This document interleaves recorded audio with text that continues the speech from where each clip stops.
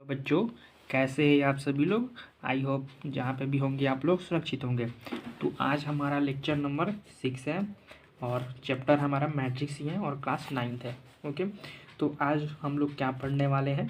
तो आज के इस वीडियो में हम लोग पढ़ेंगे डायगोनल मैट्रिक्स, स्केलर मैट्रिक्स और आइडेंटिटी मैट्रिक्स। ओके, और ये जो तीनों आप मैट्रिक्स देख रहे हैं ना, ये 3 मैट्रिक्स, ये किसके लिए डिफाइंड होते हैं। तो ये डिफाइंड होते हैं स्क्वायर मैट्रिक्स, मतलब कि वो सबसे पहले क्या होना चाहिए, स्क्वायर मैट्रिक्स होना चाहिए। ओके, तो चलिए आइए स्टार्ट करते हैं। तो हमारा सबसे पहले है कि डायगोनल मैट्रिक्स किसको पढ़ेंगे। ठीक है, तो देखो सबसे पहले हमारा क्या होना चाहिए, आपका मैट्रिक्स क्या होना चाहिए, स्क्वायर मैट्रिक्स होना चाहिए। क्या होना चाहिए, सबसे पहले कि वो स्क्वायर मैट्रिक्स होना चाहिए। सेकेंड की प्रिंसिपल डायगोनल एलिमेंट को छोड़कर सब जीरो होना चाहिए। ठीक है, मतलब कि जैसे कि मान लीजिए कि ये हमारा कोई मैट्रिक्स हो गया। ओके, क्या हो गया, ये हमारा मैट्रिक्स हो गया। या फिर पहले हम कंडीशंस लिखवा देते हैं। ठीक है, सबसे पहले क्या कंडीशंस क्या लिखा है कि वो स्क्वायर मैट्रिक्स होना चाहिए। सेकंड, प्रिंसिपल डायगोनल एलिमेंट के छोड़कर सब क्या होना चाहिए, जीरो होना चाहिए। और थर्ड नंबर ये है कि प्रिंसिपल डायगोनल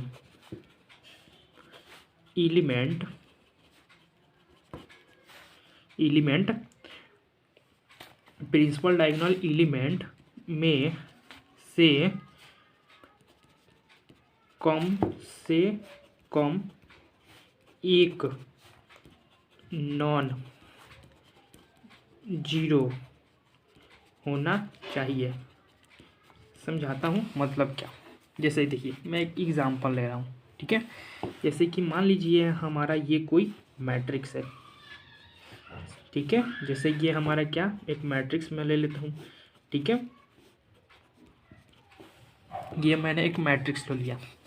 तो डायगोनल मैट्रिक्स होने के लिए हमारा सबसे पहला कंडीशंस क्या होना चाहिए कि स्क्वायर मैट्रिक्स होना चाहिए। तो स्क्वायर मैट्रिक्स किसको कहते हैं, जिसका रो और कॉलम क्या होते हैं, बराबर होते हैं। तो इसमें 3 आपका रो भी है और आपका 3 कॉलम भी है। तो इसलिए ये क्या हुआ, आपका एक स्क्वायर मैट्रिक्स हो गया। फिर सेकेंड आपका कंडीशंस है कि प्रिंसिपल डायगोनल एलिमेंट को छोड़कर सब जीरो होना चाहिए। मतलब कि ये तो हमारा प्रिंसिपल डायगोनल के एलिमेंट हो गए। क्या करना है, देखना है कि हमारा प्रिंसिपल डायगोनल एलिमेंट कौन है। तो ये हमारा प्रिंसिपल डायगोनल एलिमेंट है। अब इसके अलावा छोड़ के जितने भी मैट्रिक्स में एलिमेंट है, क्या प्रिंसिपल डायगोनल को छोड़ के इसके अलावा जो भी आपके एलिमेंट हैं वो क्या होना चाहिए, जीरो होना चाहिए। जैसे कि ये बी, ये जैसे कि आपका प्रिंसिपल डायगोनल होना चाहिए, ये आपका प्रिंसिपल डायगोनल हो गया। अब ये भी जीरो होना चाहिए, ये भी जीरो, ये भी जीरो, ये भी जीरो, ये भी जीरो और ये भी जीरो होना चाहिए, तभी वो आपका क्या होगा, डायगोनल मैट्रिक्स होगा। फिर आपका थर्ड कंडीशंस क्या है कि प्रिंसिपल डायगोनल एलिमेंट में से कम एक नॉन जीरो होना चाहिए। मतलब कि ये जो आपका प्रिंसिपल डायगोनल है ना, इसमें भी आपका जीरो चल सकता है। लेकिन जैसे कि मान लीजिए यहाँ पे कितने एलिमेंट है, 1 2 3, तो 3 गो एलिमेंट में से कम ई गो नॉन जीरो होना चाहिए। मतलब ई को नहीं जीरो होना चाहिए। जैसे कि मैं एग्जांपल लूँ डायगोनल एलिमेंट्स का, जैसे कि 2 4 6 8। ठीक है, जैसे कि ये हो गया, मैं यहाँ पे 0 0 कर देता हूँ, तभी आपका डायगोनल एलिमेंट्स होगा। देखिए ये आपका क्या हो गया, प्रिंसिपल डायगोनल हो गया। ये आपका क्या हो गया, प्रिंसिपल डायगोनल हो गया। प्रिंसिपल डायगोनल के अलावा जो भी इसमें एलिमेंट है, जैसे ये हो गया, ये हो गया, जीरो है, तो इसलिए आपका ये क्या हो गया, डायगोनल एलिमेंट हो गया। ठीक है, और थर्ड नंबर हमारा कंडीशंस क्या था कि प्रिंसिपल डायगोनल एलिमेंट में से कोई एक, मतलब कि इन दोनों जो प्रिंसिपल डायगोनल है ना, उसमें से कम एक नॉन जीरो होना चाहिए, मतलब जीरो नहीं होना चाहिए। जैसे कि मान लीजिए ये मैं मैट्रिक्स सेट ले लिया, 0 0 0 0 0 0 0 0, तो ये तो आपका प्रिंसिपल डायगोनल हो गया। ठीक है, अब देखिए प्रिंसिपल डायगोनल के अलावा जितने भी एलिमेंट हैं वो क्या है, 0 है। ठीक है, तो यहाँ तक तो पास हो गया, ये स्क्वायर मैट्रिक्स भी है। प्रिंसिपल यहाँ पे प्रिंसिपल डायगोनल के अलावा जितने भी एलिमेंट है वो 0 है। लेकिन आपका ये थर्ड नंबर कंडीशंस जरा इस पे देखिए कि प्रिंसिपल डायगोनल एलिमेंट में से कम एक, अब देखिए इसमें प्रिंसिपल डायगोनल में कितने एलिमेंट है, 1 2 3। देखिए यहाँ पे तीनों एलिमेंट क्या है, 0 0 है। बट डायगोनल एलिमेंट होने के लिए कंडीशंस क्या है, कम से कम एगो इसमें नॉन जीरो, मतलब एगो जीरो नहीं होना चाहिए। अगर यहाँ पे एक होता तो ये आपका डायगोनल मैट्रिक्स हो जाता, लेकिन यहाँ पे क्या था, तीनों जीरो था, इसलिए ये आपका डायगोनल मैट्रिक्स नहीं है। ठीक है, जैसे कि मैं एक और एग्जांपल ले लूँ, आपका 0 2 6 8 0 2 2 0 8, बताइए क्या ये डायगोनल मैट्रिक्स है? तो आप बोलेंगे यस है। अब क्यों है, नहीं सॉरी, यहाँ पे आप लोग 0 0 कर लीजिए। ओके, यहाँ पे आप लोग 0 0। ठीक है, तो अगर मैं पूछूँगी क्या ये डायगोनल मैट्रिक्स है, तो आप लोग बोलेंगे यस है। तो क्यों है, तो ये हमारा क्या हो गया, प्रिंसिपल डायगोनल हो गया। प्रिंसिपल डायगोनल के अलावा जितने भी एलिमेंट हैं आपका 0 है, ये सब 0 है। उसके बाद थर्ड कंडीशन हमारा क्या था कि प्रिंसिपल डायगोनल में से कम एगो नॉन जीरो है, नॉन जीरो मतलब 0 ना हो। तो 8 है, इसलिए ये डायगोनल मैट्रिक्स होगा। ओके, तो आइए इसका हम डेफिनीशंस देख लेते हैं कि आखिर डेफिनीशंस होता क्या है डायगोनल मैट्रिक्स का। ओके, तो चलिए आइए देख लेते हैं। जैसे कि आपका डायगोनल मैट्रिक्स है, कोई पूछ दे कि डायगोनल मैट्रिक्स क्या होता है, तो in a matrix if all non principal diagonal element, मतलब कि नॉन प्रिंसिपल डायगोनल हमारा कौन सा है, नॉन प्रिंसिपल हमारा कौन सा है, जैसे कि ये तो प्रिंसिपल डायगोनल हो गया, उसके बाद ये सब आपका नॉन प्रिंसिपल डायगोनल हो जाएगा। ठीक है, ये सब आपका नॉन प्रिंसिपल डायगोनल हो जाएगा।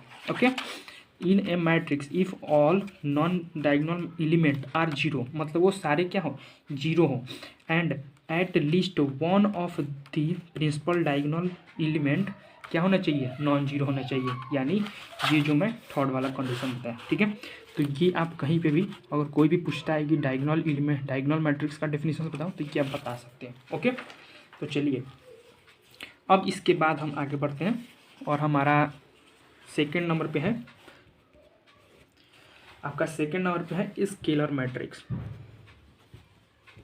स्केलर मैट्रिक्स ये बहुत ईजी है, और आपका ये एक टाइप है और इसके बाद एक टाइप है, उसके बाद आपका मैट्रिक्स का सारा टाइप खत्म हो जाएगा। ओके, तो देखिए स्केलर मैट्रिक्स हम लोग किसको बोलेंगे, तो देखिए सबसे पहले क्या होना चाहिए, वो आपका स्क्वायर मैट्रिक्स होना चाहिए। सबसे पहले तो कंडीशन से ये फुली फिल होना चाहिए कि वो मैट्रिक्स आपका स्क्वायर मैट्रिक्स होना चाहिए, यानी जितना रो हो उतना ही कॉलम होना चाहिए। Second, diagonal element are same, मतलब कि डायगोनल के सारे एलिमेंट क्या होना चाहिए, सेम होना चाहिए। अगर एक है तो डायगोनल एलिमेंट के सारे एलिमेंट क्या होना चाहिए, एक होना चाहिए, अगर दो है तो दो होना चाहिए। और थर्ड कंडीशन क्या है कि रेस्ट आर 0, मतलब जैसे कि मैं यहाँ पे एग्जांपल आपका ले रहा हूँ, जैसे कि मान लीजिए ये हमारा एक मैट्रिक्स है, जैसे मैं यहाँ पे 0 ले लेता, यहाँ पे 1 ले लेता हूँ। ओके, फिर यहाँ पे 2, ये मत लीजिए मैट्रिक्स, जैसे कि मैं आपका एक मैट्रिक्स ले लूँ, जैसे मैं मैट्रिक्स 2 0 0 0 2 0 0 0 2, तो देखिए यहाँ पे आपका डायगोनल एलिमेंट या फिर प्रिंसिपल डायगोनल एलिमेंट कौन सा है, डायगोनल एलिमेंट ये है। ठीक है, ये तो देखिए इसमें डायगोनल के जितने भी एलिमेंट है वो सेम है, 2 2 2 तीनों सेम है। उसके अलावा जो नॉन डायगोनल एलिमेंट है, यानी ये इस डायगोनल के अलावा जितने भी एलिमेंट वो 0 हैं, तो इसी को क्या बोलेंगे, scalar matrix. Simple scalar matrix किसको बोलेंगे? सबसे पहले तो स्क्वायर मैट्रिक्स होना चाहिए, तो स्क्वायर मैट्रिक है। डायगोनल एलिमेंट्स आर सेम, तो देखिए यहाँ पर डायगोनल एलिमेंट्स सब सेम है। फिर रेस्ट आर जीरो, और उसके अलावा जितने भी एलिमेंट होना चाहिए वो क्या होना चाहिए? जीरो होना चाहिए। जैसे कि हम एक और एग्जाम्पल लें, 0 2 6 8 0, यहाँ पे 0 0 कर लीजिए, फिर यहाँ पे भी 0 0 0 0 0 0। ठीक है, तो अब बताइए क्या ये आपका स्केलर मैट्रिक्स होगा? क्या ये आपका स्केलर मैट्रिक्स होगा? तो आप बोलेंगे यस होगा। क्यों होगा? क्योंकि देखिए यहाँ पे डायगोनल एलिमेंट्स क्या है? सेम है। यहाँ पे डायगोनल एलिमेंट्स क्या है? सेम है। और डायगोनल एलिमेंट्स के अलावा जितने भी एलिमेंट है वो क्या है? आपके जीरो है। ओके, तो ये आपका स्केलर मैट्रिक्स समझ में आ गया। तो आइए इसका भी हम डेफिनेशन एक बार देख लें। ओके, देखिए डायगोनल स्केलर मैट्रिक्स किसको बोलेंगे? If a matrix all diagonally elements are same, मतलब डायगोनल के सारे एलिमेंट क्या होने चाहिए? Same. And rest are zero, और रेस्ट मतलब उसके अलावा जितने भी बच रहे हैं वो क्या होना चाहिए? Zero. Then it is called क्या? Scalar matrix. ओके, तो चलिए और हमारा एक टाइप है, एक टाइप के बाद ये चैप्टर का मतलब कि जो टाइप हम लोग पढ़ रहे थे वो टाइप तो ख़त्म हो जाएगा, लेकिन अभी चैप्टर ख़त्म नहीं होगा, अभी क्लास चलेंगे। ओके, हम अपना थर्ड मैट्रिक्स देख लेते हैं। थर्ड मतलब कि जो एक टाइप है तो आइडेंटिटी मैट्रिक्स है। तो इसमें आइडेंटिटी मैट्रिक्स होने के लिए सबसे पहले क्या होना चाहिए? आइडेंटिटी मैट्रिक्स होने के लिए सबसे पहले हमें क्या चाहिए? तो वो क्या होना चाहिए? स्क्वायर मैट्रिक्स होना चाहिए। सेकंड कंडीशन क्या? कि डायगोनल के सारे एलिमेंट 1 होना चाहिए। ठीक है, उसके बाद रेस्ट क्या होना चाहिए? जीरो। रेस्ट एलिमेंट क्या होना चाहिए? जीरो। जैसे कि हम एक एग्जाम्पल ले लेते हैं, जैसे ये हो गया जैसे 1 0 0 0 1 0 0 0 1। तो देखिए यहाँ पर डायगोनली एलिमेंट क्या है? 1 1 है। तो देखिए आइडेंटिटी मैट्रिक्स होने के लिए बस एक ही 3 चीज़ आपको देखना है। सबसे पहले का तो आपका आइडेंटिटी मैट्रिक्स होना चाहिए। सेकंड कि डायगोनल के सारे एलिमेंट 1 1 होना चाहिए, रेस्ट जीरो होना चाहिए। तो देखिए यहाँ पर डायगोनल एलिमेंट ये है, रेस्ट क्या है? जीरो है, और ये क्या है? 1 है।